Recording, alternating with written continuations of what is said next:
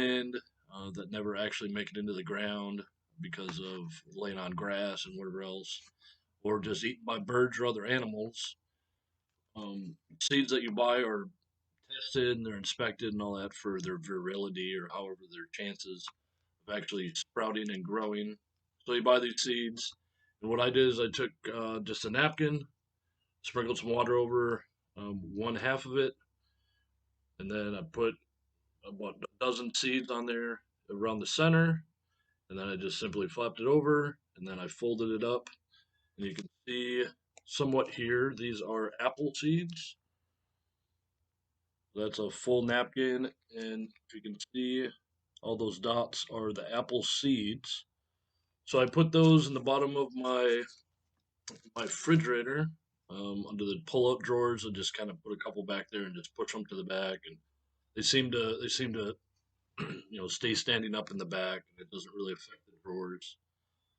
And also, I bought one of these herb garden kits from Amazon, and it came with 10 or 12 different types of herbs, cilantro and basil and stuff like that. So and it came with little cups, and you'll see the cups and little trays, and those are pretty easy. And I only put like four. Well, I tried to keep around four of the larger seeds in each little cooking pot or growing pot. For the smaller seeds, it's really hard to control however much you're pouring out of the package and then how much actually gets in. So as those sprout and they, actually start to sprout, hopefully I'll be able to separate those in an attempt to thin them out and try to get as many of those to grow separately. I'll just use different pots and really anything that will hold moist dirt can be a container. I know there's a lot of plastic and clay pots out there. There's also a thing, well, it's hard to believe, but biodegradable plastic. I would think that that's just maybe cheaper made plastic that breaks down.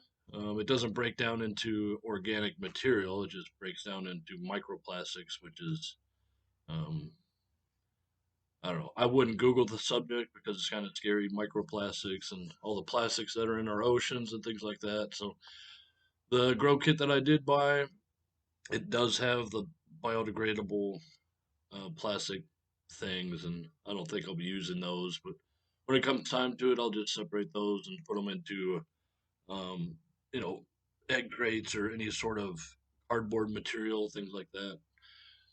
And I'll show here a couple clips, well, at least one clip, and then a couple pictures of my growing station, the lights that I picked, and then the countertop space that I'm just using, and also I had to come up with a creative way to have cats, and they like to jump on things and pot stuff, so I had to put up a little barrier. So I'll show you that.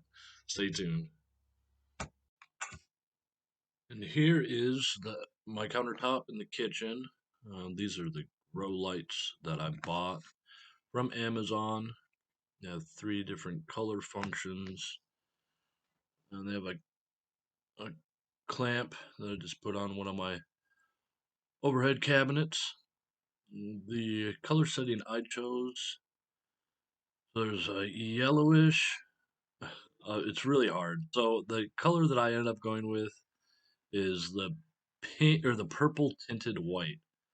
Um, these are with the herb kit. These are the I don't know, dirt chunks. They're obviously dehydrated, and adding some water to them and breaking them up by hand, you can get them to resemble dirt again. I guess they have some sort of dried nutrients and things in there. I wasn't sure how much life is actually in them, so I ended up getting a bag of topsoil. And here's my growing center now. This is a kind of a mushy situation with some of those dirt blocks, chunks, dehydrated. And I just toss those in there, and they're already absorbing the water, and they break apart fairly easy. The just those two, three chunks I put in there will suck up all that water. And I ended up adding some of the burpee organic potting mix to it. Just an even amount, just so hope it has as many nutrients as it needs. These in the kit, they also gave me on the right there. You can see a little spray nozzle for watering them. I just glued the top to a water bottle cap, and that's all I use to water them. These signs are pretty nice. They're thick, and it was easy to write on them. So I'm pretty happy with that so far, and we'll see how it grows. And here is my final setup. You can see the egg crates on the left. I've planted like 4 spots for green peppers. There's some tomatoes, and then regular cherry tomatoes. Got a date for those, and hopefully as those sprout, I put anywhere between 4 to 10 seeds in each one, depending on the size of the seed. Then I just put on a piece of paper each spot, and then a date. That's what that piece of paper on the left is. And this, you can tell that's the light setting that I've used. Like I said, there's 3 different settings, and that one seems to have the most LEDs. And then those pieces of cardboard just flip up, and then I just pin them to I have a couple of cabinet doors there, so that's what I'm going with so far. Now, as time goes on, probably, hopefully today, maybe tomorrow, I have some other egg crates, and I'm just gonna pick a few other plants to grow. I have a big old bag of legumes. It's one of those mega packs that you can buy from Amazon, and I was just gonna start just trying stuff. I don't have master plan as far as anything that I'm growing. I have an idea of what I want to eat. Um, some some places I've read and heard that um, tomatoes are too early to start sprouting, or the cabbage is too early to start sprouting. But I really just needed to, instead of getting just paralyzed by over analyzing the situation, I'm just gonna plant stuff, and I have room. So I'll show you. I have another room where I'm gonna have like a handmade shelf that I'm gonna put up. That's gonna be my main growing station. But for everything that's just starting to sprout, just on the countertop gives me plenty of room, and it's easy to mount that light.